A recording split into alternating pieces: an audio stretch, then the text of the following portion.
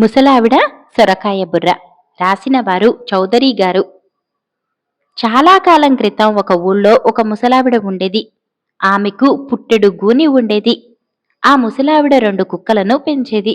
వాటిని లింగు లిటుకు అంటూ ముద్దుగా పిలిచేది. ఒకసారి ఆ ముసలావిడకు తన మనవరాలిని చూడాలనిపించింది. మనమరాలి ఊరికి వెళ్ళాలంటే అడవి దాటి వెళ్ళాలి. ముసలావిడ తననెవరు పీక్కు తింటారు అని బయలుదేరింది. వెళ్లే ముందు తన కుక్కలను పిలిచి, నేను లేనని ఊరు పట్టుకు తిరగకండి, ఇంటి పట్టునే ఉండండి అని చెప్పింది. సరే అంటూ లింగు లిటుకు తల ఊపాయి. ముసలావిడ బయలుదేరింది. కర్రపోటు వేసుకుంటూ అడవిదారిలో నడవసాగింది. 4 అడుగులు వేసిందో లేదో ఎక్కడి నుంచో వచ్చి ఒక నక్క ఆమెకు అడ్డంగా నించుంది. నక్కను చూసి ముసలావిడ ఒక బోసి నవ్వు నవ్వింది. 10 రోజుల నుంచి ఆకలితో నకనకలాడిపోతున్నాను. దేవుడు పంపినట్లు వచ్చావు. నిన్ను తినేసి 3 రోజుల పాటు హాయిగా నిద్రపోతాను అంది నక్క. ముసలావిడికి కాళ్లల్లో వణుకు పుట్టింది. తెలివిగల ఘట్టం కాబట్టి వెంటనే సర్దుకుంది. నన్ను సరిగ్గా చూడు. నా ఒంట్లో చటాకు మాంసం లేదు. గిద్దెడు నెత్తురూ లేదు. నన్ను తింటే నీ ఆకలి తీరదు. 4 రోజులు ఓపిక పట్టు. నా మనవరాలి ఇంటికి వెళ్ళి బాగా తిని బలిసి వస్తాను. నా కోసం ఇక్కడే కనిపెట్టుకుని ఉండు. అప్పుడు నన్ను తిందువుగాని అంది. నక్క కాసేపు ఆలోచించింది. చివరికి, సరే, నీ మాట నమ్మి నిన్ను వదిలిపెడుతున్నాను. బాగా తిని బలిసి రావాలి అంటూ చెట్టాలోకి వెళ్ళిపోయింది. హమ్మయ్య, గండం గడిచింది అనుకుంటూ ముసలావిడ ముందుకు పోసాగింది. కాస్త దూరం నడిచిందో లేదో పెద్దగా గాండ్రిస్తూ ఒక పులి వచ్చింది. ముసలావిడను చూడగానే పులికి నోట్లో నీళ్లూరాయి. నరమాంసం తిని 4 నెలలైంది. నిన్ను వదలను, కమ్మగా భోంచేస్తాను అంది పులి. పులి మాటలు వినగానే ముసలావిడకి ప్రాణం పోయినంత పనైంది. అయితే వెంటనే తేరుకుంది. చూడు పులిరాజా, ఎముకల పోగులాగా ఉన్న నన్ను తింటే నీకు రుచి పచ్చి ఉండదు. నేను నా మనుమరాలింటికి వెడుతున్నాను. అక్కడ ముప్పొద్దులా సుష్టుగా తిని వంటికి కాస్త కొవ్వు పట్టించుకొని వస్తాను. అందాక నా కోసం ఇక్కడే వేచి ఉండు. అప్పుడు నీకు నేను నోటికి హితవుగా ఉంటాను అంది. కళ్లల్లో ప్రాణాలు పెట్టుకున్న ఆ ముసలావిడను చూశాక పులికి ఆవిడ మాటలు నచ్చాయి. సరే, ఇక్కడే నీకోసం కాచుకొని ఉంటాను అంటూ వెళ్ళిపోయింది. బ్రతుకు జీవుడా అనుకుంటూ ముసలావిడ ముందుకు కదిలింది. కర్ర ఊతంతో మెల్లిమెల్లిగా నడుస్తూ అడవి చివరికి వచ్చేసింది. ఎలాగో అలాగా అడవి దాటినట్టే అనుకుంటూ ఆయాసం తీర్చుకోవటానికి కాసేపు ఒక చెట్టు కింద చతికిలపడింది. చెట్టు మీద నుంచి ఒక ఎలుగుబంటి ఆమె ముందుకు దూకింది. ముసలావిడను చూస్తూనే లొట్టలు వేసింది. నిన్ను ఇప్పుడే తినేస్తాను అంటూ ఆమె మీద పడబోయింది. ఆగు, తొందరపడకు. నన్ను చూడు ఎలా ఎండిపోయి ఉన్నానో. నన్ను తింటే నీకు పళ్ళ నొప్పులు తప్ప ఆకలి తీరదు. కాస్త ఓపిక పట్టు. అదిగో ఆ కనిపించేదే నా మనవరాలి ఊరు. నేను అక్కడికే వెడుతున్నాను. అక్కడ 4 రోజుల పాటు బాగా తిని రుబ్బురోలులా తయారయ్యి వస్తాను. అప్పుడు నన్ను తిందువు కాని అంది ముసలావిడ. ఎలుగుబంటి కాసేపు బుర్రగోక్కుంటూ ఆలోచించింది. తర్వాత ముసలావిడ కళ్ళల్లోకి చూస్తూ, సరే, అలాగే కాని. నీకోసం ఎదురు చూస్తూ ఈ చెట్టు మీదనే ఉంటాను. నువ్వు మటుకు బాగా తిని బలిసి రావాలి అంది. తప్పకుండా వస్తాను అంటూ ముసలావిడ అడవి దాటింది. మనవరాలి ఇంటికి వెళ్ళింది. అక్కడ రోజూ మిఠాయిలు, పెరుగు, నెయ్యి విసుగు విరామం లేకుండా తింది. దాంతో ఆవిడ బాగా లావయింది. ఇంకా తింటూ కూర్చుంటే ఫట్మని పేలిపోతానేమోనని ముసలావిడికి భయం పట్టుకొచ్చింది. అందుకే, ఇహ నేను మా ఊరు పోతాను. ఎంత లావు శరీరాన్ని మోసుకుంటూ నడవలేను. దొర్లుకుంటూ పోతాను. అయితే తోవలో నాకోసం ఎలుగుబంటి, పులి, నక్క ఆవురావురుమంటూ ఎదురు చూస్తున్నాయి. ఏదో ఒకదాని నోట్లో పడి చావక తప్పదు అంటూ ముసలావిడ కళ్ళనీళ్లు పెట్టుకుంది. నువ్వు బెంగ పెట్టుకోకు. నిన్ను మీ ఊరు క్షేమంగా చేర్చే పూచి నాది అంది మనువరాలు. తర్వాత ఆ అమ్మాయి అడవిలోంచి ఒక రాక్షసి సొరకాయ బుర్రను తెప్పించింది. ముసలావిడను దాంట్లో పడుకోమంది. ఆవిడ కింద మీద పడి ఎలాగైతేనేం ఆ సొరకాయ బుర్రలోకి ఇరికింది. తోవలో తినటానికి ఇన్ని ద్రాక్షపళ్ళు ఆ సొరకాయ బుర్రలో పెట్టింది మనవరాలు. తర్వాత దాని మూతి మందపాటి బట్టతో మూసేసింది. ఆ బుర్రను అడవి అంచుకు దొర్లించుకుంటూ వెళ్ళింది. అక్కడ దాన్ని గట్టిగా ఒక తాపు తన్నింది. వెంటనే ఆ బుర్ర గునగున దొర్లుకుంటూ అడవి తోవలో పోసాగింది. ముసలావిడ సొరకాయ బుర్రలో దొర్లుకుంటూ పోసాగింది. కొంత దూరం పోగానే ముసలావిడ కోసం ఆపగా ఎదురుచూస్తున్న ఎలుగుబంటి ఎదురైంది. ముసలావిడ మాట మటుకు వినిపించింది. బాగా బలిసిన ముసల్ది ఇంటికి పోయిందని వినిపించగానే ఎలుగుబంటికి ఎక్కడిలేని కోపం వచ్చింది. ఆ కోపంతో సొరకాయ బుర్రను సాచి ఒక్క తన్ను తన్నింది. వెంటనే సొరకాయ బుర్ర దొర్లుకుంటూ ముందుకు పోయింది. అలా సొరకాయ బుర్ర దొర్లుకుంటూ పోతూనే ఉంది. ఇంతలో హఠాత్తుగా పులి వచ్చి సొరకాయ బుర్రకు ఎదురుగా నించొని దాన్ని ఆపింది. పులికి ముసలావిడ మాట వినిపిస్తోంది, కాని మనిషి కనిపించటం లేదు. ముసలావిడ ఇంటికి చేరింది అని వినగానే కోపంతో గట్టిగా గాండ్రించింది. ఈ పనికిరాని సొరకాయ బుర్ర నాకెందుకు అని దాన్ని బలంగా ఒక్క తన్ను తన్నింది. సొరకాయ బుర్ర వేగంగా దొర్లుకుంటూ ముందుకు పోయింది. ఇహ ఊరు దగ్గర పడ్డట్టే అని హాయిగా నిట్టూర్చింది ముసలావిడ. ఇంతలో నక్క వచ్చి సొరకాయ బుర్రకు ఎదురుగా నించుంది. ముసలమ్మ మాటను శ్రద్ధగా వింది. మనిషి కోసం అటూ ఇటూ చూసింది. ఎక్కడా కనిపించలేదు. ఆ ముసలావిడ ఈ సొరకాయ బుర్రలోనే దాక్కొని ఉంటుంది. ప్రపంచంలోని జిత్తులన్నీ తెలిసిన నాకే టోకరా ఇద్దామనుకుంటోంది అనుకుంటూ ఆ సొరకాయ బుర్రను గోళ్లతో గీకి పళ్లతో పీకి పగలకొట్టింది. దాంతో ఆ బుర్రలో ఉన్న ముసలావిడకి బయటకు రాక తప్పలేదు. భలే వెలిశావు, నిన్ను చూస్తుంటే నోరూరిపోతోంది. నా కన్ను కప్పి పారిపోలేవు, నిన్నిప్పుడే తింటాను అంటూ ముసలావిడ మీద పడింది. ముసలావిడ ప్రాణం మీద ఆశ వదులుకుంది. ఎలాగో తంటాలు పడి గొంతు పెగిల్చుకుని నక్కతో ఇలా అంది. నన్ను నువ్వు నిక్షేపంగా తినవచ్చు. అసలు నేను అందుకేగా వచ్చింది. అయితే ఒక్క మనవి, చచ్చే ముందు దైవ ప్రార్థన చేసుకుని చచ్చిపోవటం మా ఆచారం. ఒక్కసారి నా ఇష్టదైవాన్ని ప్రార్థించుకుంటాను. సరే, ఏ దేవుణ్ణి తలుచుకుంటావో నీ ఇష్టం, అదేదో తొందరగా కాని అంది నక్క. ముసలావిడ నక్కకు కొంచెం దూరంగా వెళ్ళింది. లింగు లిటుకు రారండి, మీ అమ్మను తీసుకుపోరండి అంటూ గట్టిగా పాడింది. ఆ పాట లింగు లిటుకులకు వినిపించింది. అవి భీకరంగా అరుస్తూ క్షణాల మీద ముసలావిడ దగ్గరకు వచ్చాయి. వాటిని చూస్తూనే నక్క హడలిపోయింది. ప్రాణాలు అరచేతిలో పెట్టుకుని పారిపోయింది. ముసలావిడ లింగు లిటుకులను ప్రేమగా దువ్వింది. జలరాక్షసుడు రాసినవారు వి వెంకటదాసు గారు. ఒకానొక దూరదేశంలో ఒక సరస్సుకు సమీపంలో ఒక కుటీరంలో ఒక పేద కాపు ఉండేవాడు. ఆ కాపుకు ముగ్గురు కొడుకులు. తల్లి తండ్రి పోయాక పెద్దవాళ్ళిద్దరూ ఏకమై ఉన్న కొద్దిపాటి ఆస్తిని ఒడుచుకున్నారు. ఈ ఇల్లు నాది అన్నాడు పెద్దవాడు. ఇంట్లో సామానంతా నాది అన్నాడు రెండోవాడు. మరి నా మాట ఏమిటి అన్నాడు మూడోవాడు. నీకా? ఇల్లు ఇంట్లో సామాను పోగా ఏముంటే అది నీకే, వెతికి తీసుకో అన్నారు అన్నలు. మూడోవాడు ఇల్లంతా వెతికి ఒక మూలపడి ఉన్న తాటి చుట్ట సంపాదించాడు. దాన్ని వాడు తీసుకోవచ్చని అన్నలు అనుమతిచ్చారు. ఆ తాడు భుజాన వేసుకుని కాపు కొడుకు సరస్సు తీరానికి వెళ్ళాడు.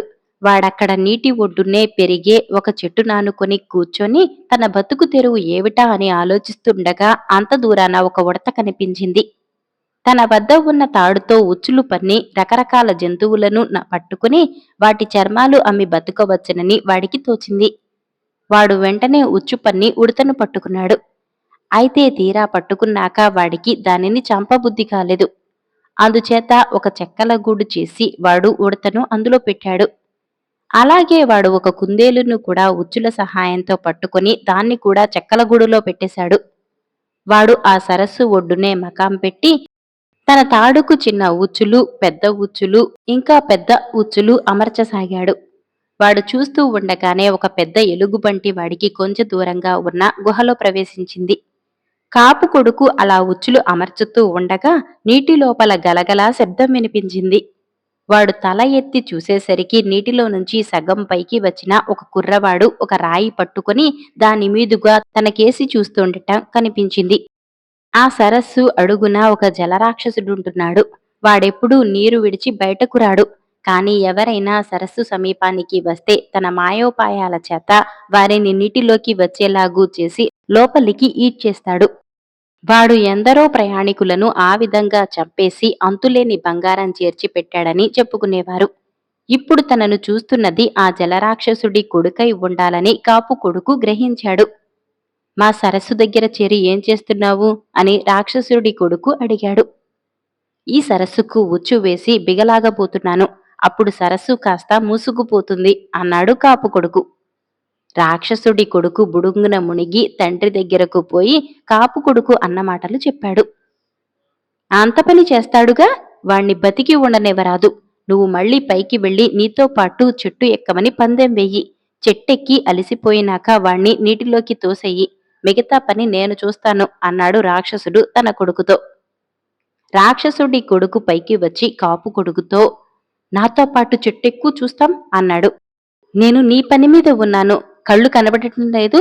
కావలిస్తే నా చిట్టి తమ్ముడితో వెయ్యి పందెం అంటూ కాపు కొడుకు చెక్కల గూడులో నుంచి ఉడతను వదిలాడు.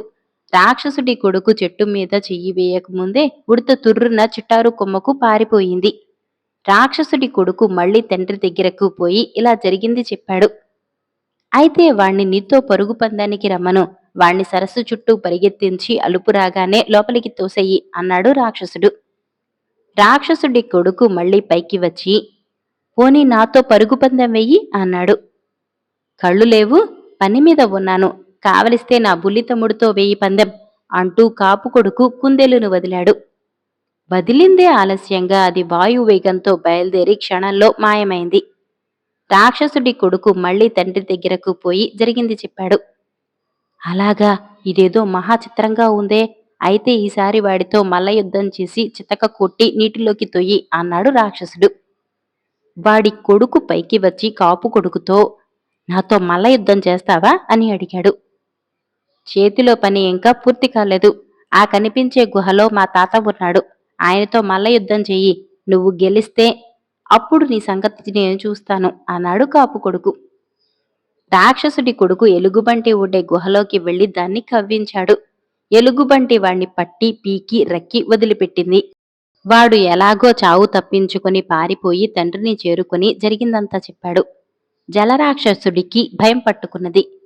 వీడెవడో ఉద్దండుడల్లే ఉన్నాడు. వీడి తమ్ముళ్ళు చెట్లెక్కటంలోనూ పరిగెత్తటంలోనూ నిన్ను మించిన వాళ్ళంటివి.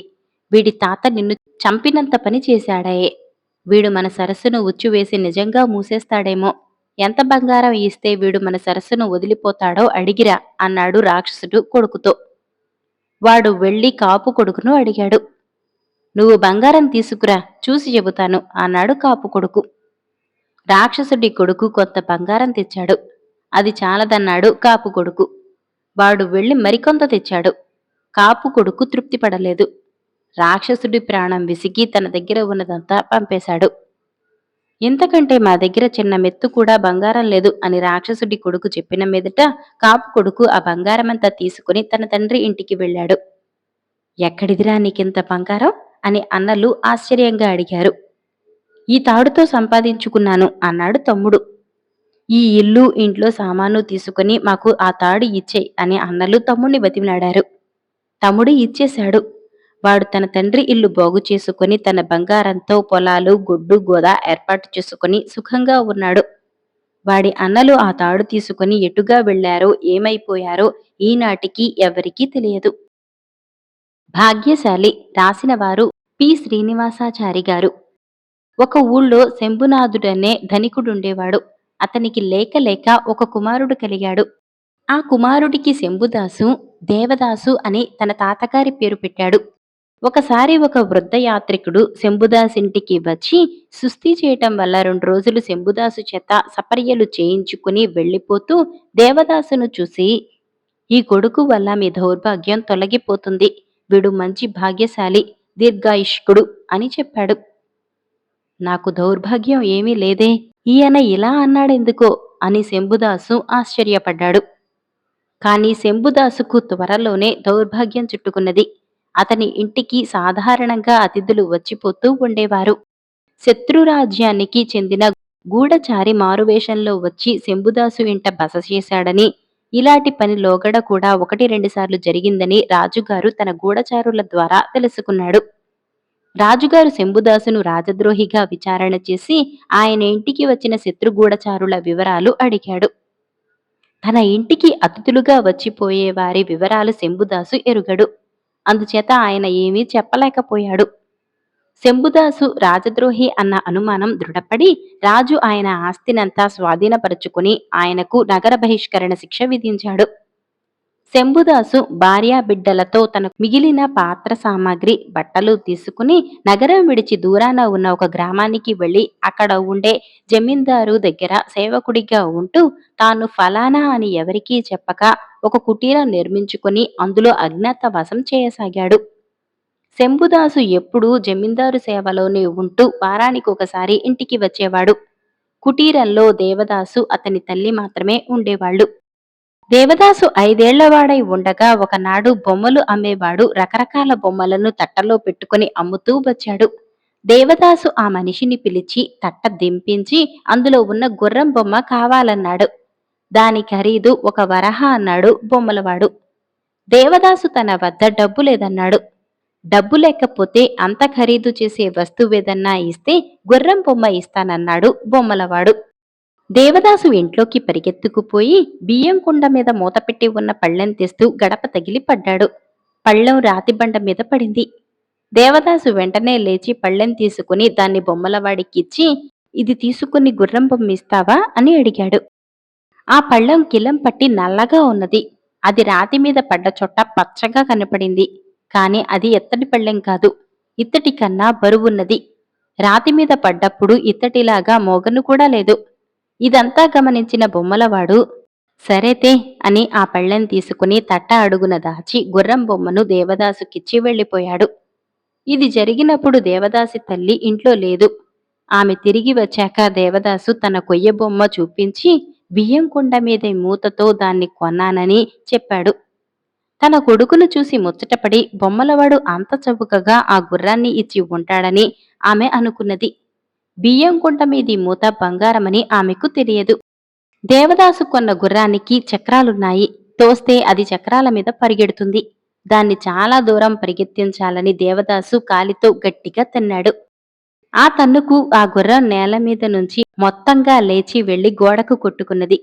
అలా కొట్టుకోవటంలో దాని డొక్క భాగం విరిగి ఒక బంగారు బెరణ బయటకు దొర్లింది. దాని మూత తీసి చూస్తే అందులో 8 వజ్రాలున్నాయి. వాటిని చూసి దేవదాసు తల్లి, నీకీ బొమ్మ ఇచ్చినవాడు ఎంత మోసపోయాడో చూశావురా? ఈ గుర్రంలో ఈ భరణ వజ్రాలు ఉన్న సంగతి వాడికి తెలీదో ఏమో. ఈసారి వాడు కనిపిస్తే పిలిచి ఈ భరణ వాడికిచ్చేయి అన్నది. మర్నాడు బొమ్మలవాడు దేవదాసుకు దూరాన కనిపించాడు. కాని వాడు దేవదాసు ఉండే వైపుగా రాక మరొక వైపుకు తిరిగాడు. దేవదాసు భరణ తీసుకుని పరిగెత్తుకుంటూ వెళ్లి బొమ్మలవాణ్ణి కలుసుకుని, నువ్వు నాకు గుర్రం బొమ్మ ఇచ్చావే, దాని పొట్టలో ఈ భరణ దొరికింది. ఇందులో ఏమున్నాయో చూశావా అంటూ భరణ తీసి వజ్రాలను చూపించాడు. బొమ్మలవాడు దేవదాసు చేతిలోంచి భరణను చప్పున లాగేసి తన జైబులో దాచుకుని, నువ్వు చాలా మంచివాడివి అని గబగబా వెళ్ళిపోయాడు. ఆ భరణ బొమ్మలవాడికి చేరినందుకు దేవదాసు తల్లి కూడా చాలా సంతోషించింది. ఇంతకు ఆ బొమ్మలవాడొక దొంగ వ్యాపారి. వాడు చాలా ఊళ్ళు తిరుగుతాడు. ఎక్కడ ఏది అందితే దాన్ని చేతివాటు వేసి తీసుకుపోయి మరొక ఊళ్ళో అమ్ముతాడు. వాడు దేవదాసుకు అమ్మిన గుర్రం బొమ్మ కూడా ఒక వడ్రంగి ఇంటి నుంచి కాజేసినదే. ఎంత దొంగ వ్యాపారం చేసినా ఇంతగా వాడికెన్నడూ కలిసి రాలేదు. ఆ కొయ్య గుర్రం కొన్న అబ్బాయి చేతి మీదుగా తనకు బంగారు పళ్ళెము, ఒక బంగారు భరిణ, 8 వజ్రాలు దొరికాయి. వాడు తన వద్ద మిగిలిన బొమ్మలను పిల్లలకు ఊరికే ఇచ్చేసి నగరానికి వెళ్ళాడు. అక్కడ వాడు బంగారు పళ్ళాన్ని ద్రావకంతో కడిగి కిలమంతా పోగొట్టి ధగధగ మెరిసేటట్టు చేశాడు. దాని అడుగున సంస్కృతం అక్షరాలు కూడా ఉన్నాయి. కాని అవి వాడికి అర్థం కాలేదు. ఏదో స్తోత్రం అయి ఉంటుంది అనుకున్నాడు. తర్వాత బొమ్మలవాడు వ్యాపారిలాగా కనపడటానికి కాస్త మంచి బట్టలు వేసుకుని బంగారు పళ్ళాన్ని ఒక వర్తకుడి దగ్గరకు తీసుకుపోయి అమ్మకానికి తెచ్చానని చెప్పాడు.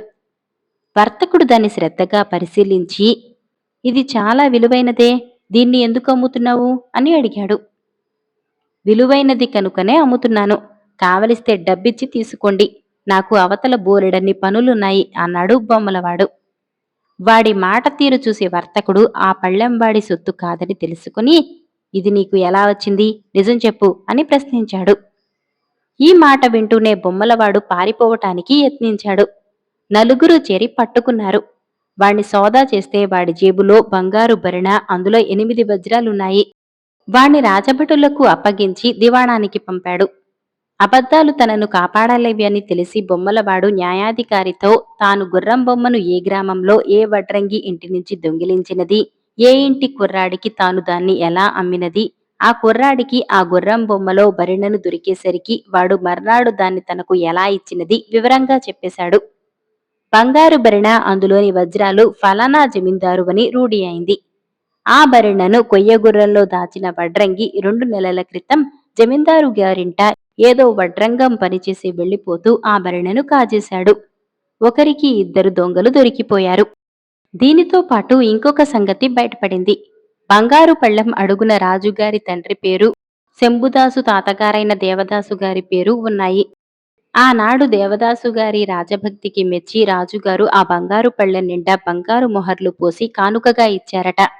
అటువంటి దేవదాసు మనువడు శంభుదాసు తన ఇంట సేవకుడిగా పనిచేస్తున్నాడని విని జమీందారు నొచ్చుకొని అతనికి ఈ దుర్గతి ఎలా కలిగిందో తెలుసుకున్నాడు. తనపై రాజద్రోహ నేరం ఎలా వచ్చినది తనకే తెలియదని శంభుదాసు జమీందారుతో అన్నాడు. జమీందారు ఆ మాట నమ్మి ఆయనపై శిక్షను రద్దు చేయవలసిందని రాజుగారికి సలహా ఇచ్చాడు. రాజుగారు శంభుదాసు పైన మోపిన ఆరోపణను ఉపసంహరించుకొని అతని ఆస్తి అతనికి తిరిగి అతన్ని పరం చేశాడు. ఈ విధంగా దేవదాసు తన తండ్రి దౌర్భాగ్యం తొలగిపోవటానికి తానే కారకుడయ్యాడు. ఈ కథలు మీకు నచ్చినట్లయితే వీడియోని లైక్ చేయండి, ఛానల్ని సబ్స్క్రైబ్ చేసుకోండి. ధన్యవాదాలు.